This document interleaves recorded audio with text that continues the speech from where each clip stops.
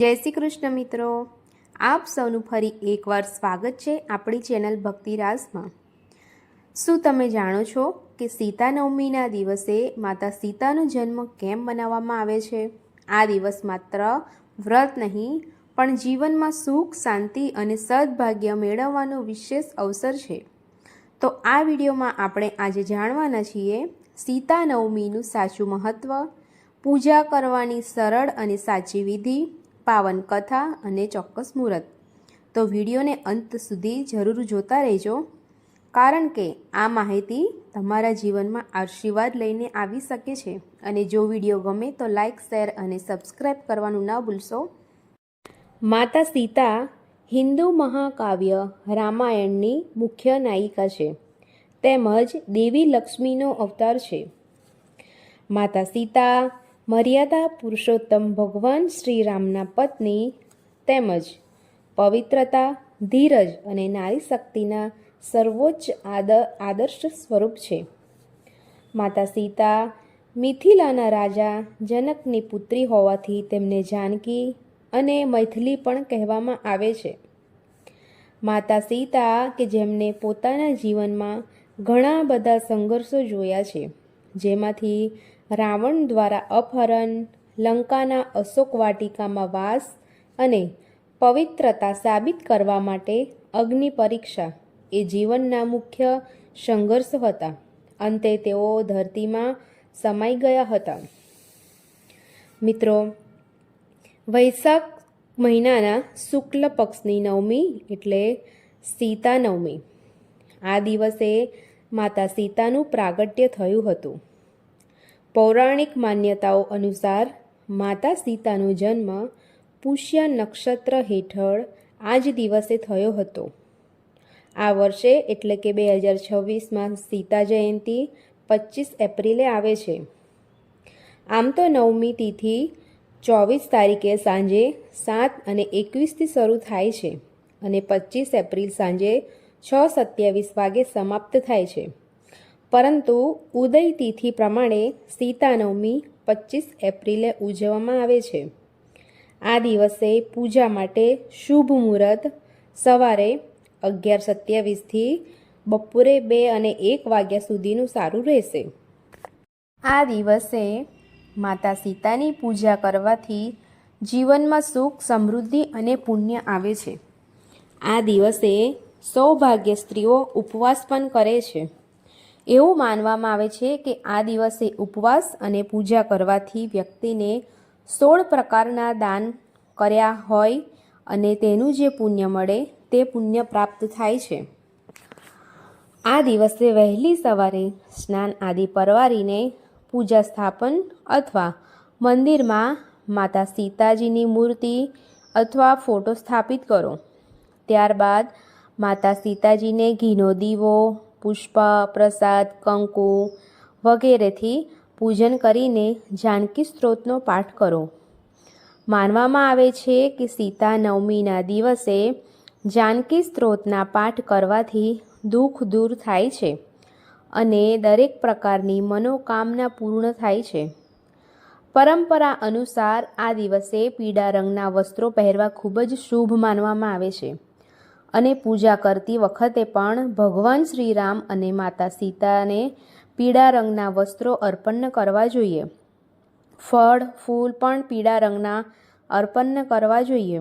આમ કરવાથી ઘરમાં સુખ, સમૃદ્ધિનો સતત વધારો થાય છે।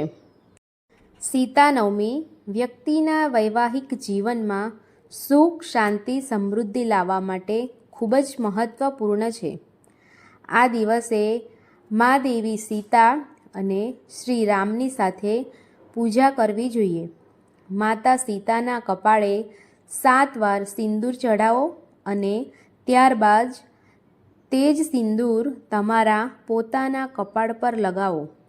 પરંપરા અનુસાર સીતા નવમી પર આ વિધિ કરવાથી લગ્ન જીવન સંબંધિત સમસ્યાઓનું સમાધાન થાય છે અને જીવનસાથી સાથેનો સંબંધ મજબૂત બને છે।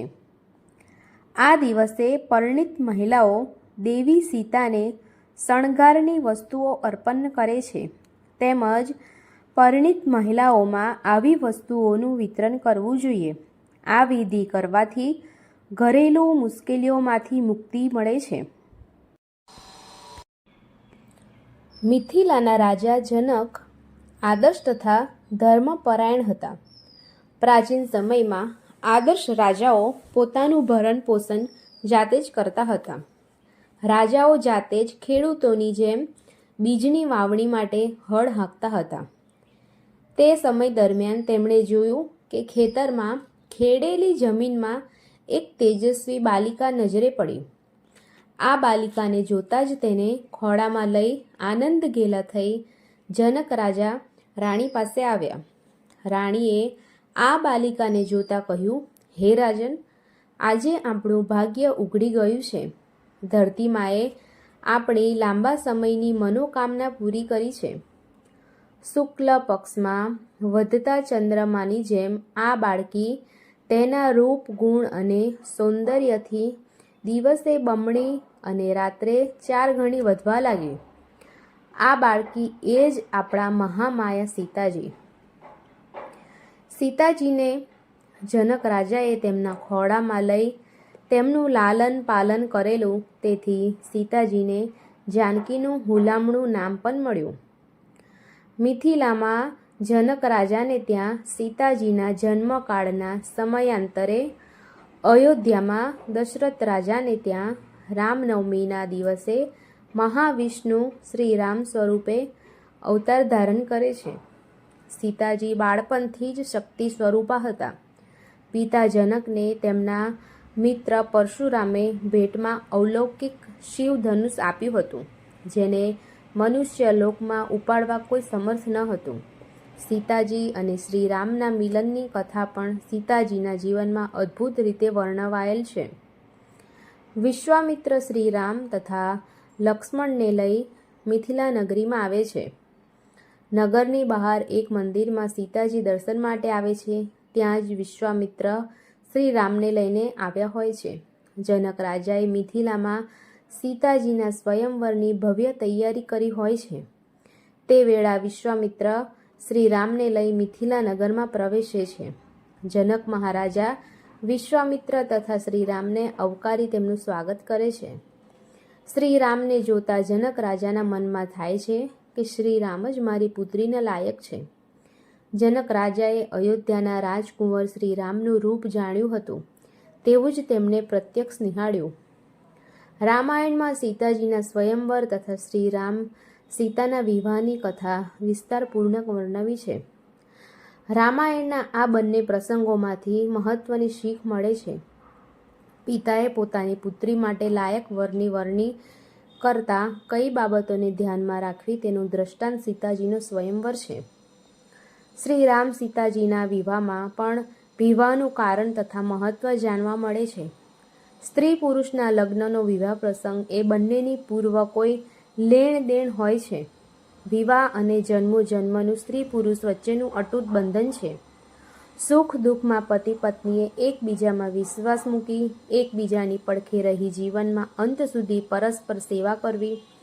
પત્નીએ પતિ સિવાય અન્ય પુરુષને ભાઈ બાપ સ્વરૂપે તથા પતિએ પત્ની સિવાય અન્ય સ્ત્રીઓ મા દીકરી સમાન છે તેમ માનવો.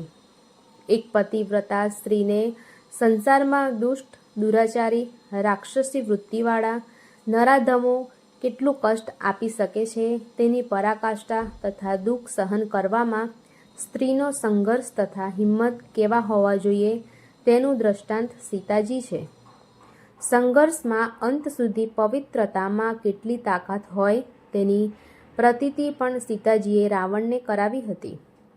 રાવણ જ્યારે પણ સીતાજીને વશ કરવા આવતો ત્યારે સીતાજી પવિત્રતાની એક ઘાસની સળી તેની સામે ધરતા. સતીના આ સત આગળ અભિમાની દુરાચારી રાવણ પર લાચાર થઈ જતો હતો.